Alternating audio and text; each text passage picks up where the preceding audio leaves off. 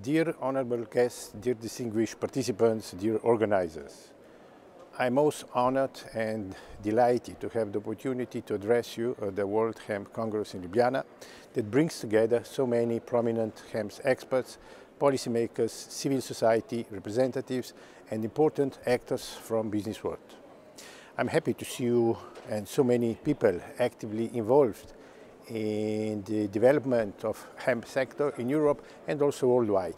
Personally, I must apologize for not being able to be with you today in person due to my obligation at the European Parliament in Brussels. But I'm pleased that I can point out some of the important aspects of the hemp field in Europe in the next few minutes in this video. Let me start by emphasizing the hemp has been cultivated on European soil for centuries, but this has been neglected over the past decades, which is truly a missed opportunity, especially with regard to all positive effects this could bring to us. Let me mention that in former Yugoslavia was one of the largest hemp producers in the world and had 70,000 hectares of hemp planted, which is much more than the whole of the European Union nowadays together.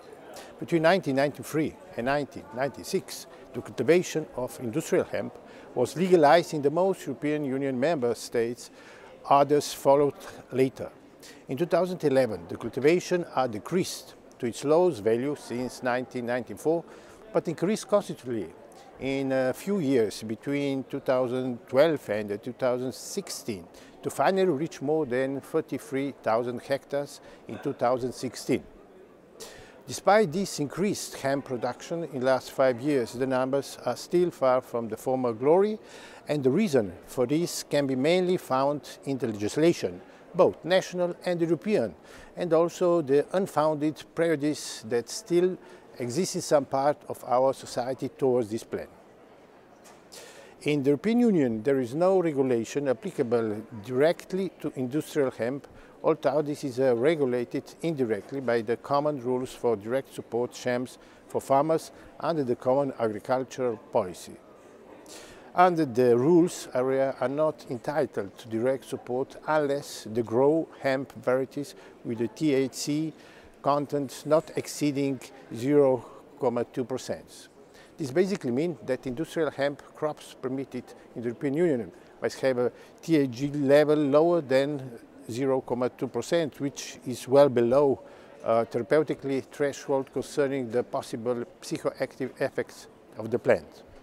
Given that the cultivation of industrial hemp is a mere development and innovation opportunity for European agriculture, many experts and the industrial hemp growers consider that the potential of hemp cannot really be exploited in the fullest under current regulation.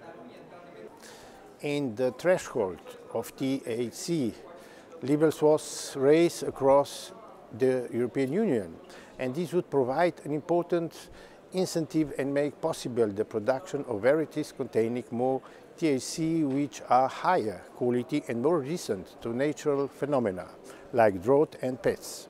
Also in varieties with the less THC, the fibers are of lower quality and there are less seeds, which means there is also less oil.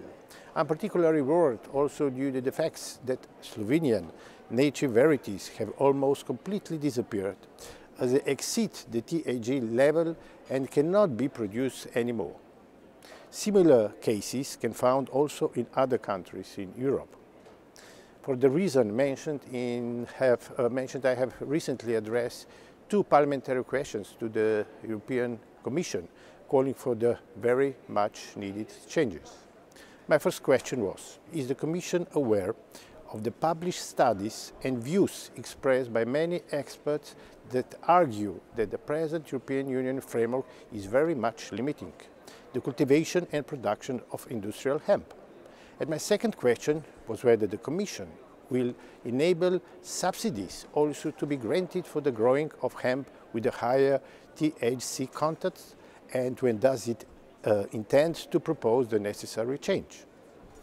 Well, I was very disappointed by the answer given by Commissioner Hogan.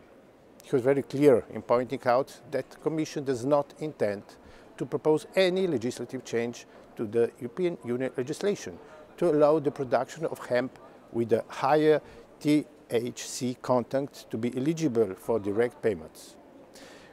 As we can see, the Commission, in fact, doesn't understand the real potential of industrial hemp production in Europe, which is a really shame for the entire sector that could bring many more jobs and other positive effects to our continent.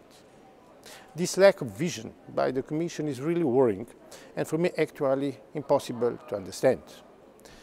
Why hinder the progress in the sector that can bring so many positive things to Europe, especially in time when we need economic growth and new jobs more than ever? And decisions like this are anything but wise. As a member of the group of Greens in the European Parliament, I would also like to emphasize that hemp has many positive consequences for the environment.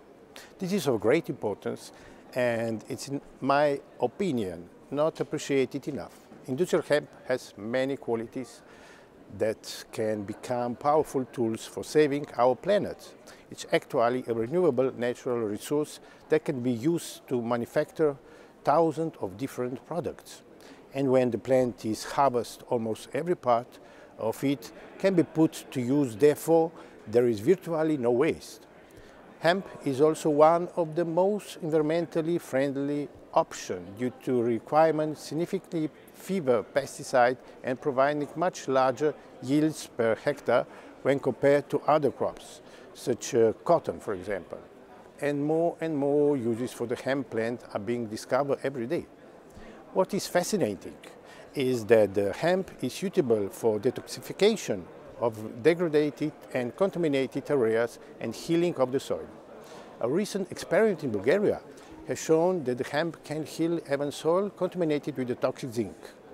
A similar experiment demonstrated the same successful biodetoxification in the case of the soil contaminated with cadmium and the other heavy metals. Therefore, let us not forget that widespread use of hemp represents also a step towards more sustainable and ecological agriculture that protects the environment, preserves natural resources, a cultural landscape and biodiversity. To conclude, I would like to thank the organizer for making this year World Hemp Congress an interesting and timely event, and let me congratulate to each and every participant that contributes in making progress in this very, very important field. We can make the changes only when we work together and constantly strive for improvement. So you have my strong support, and thank you for your attention and best regards from Brussels.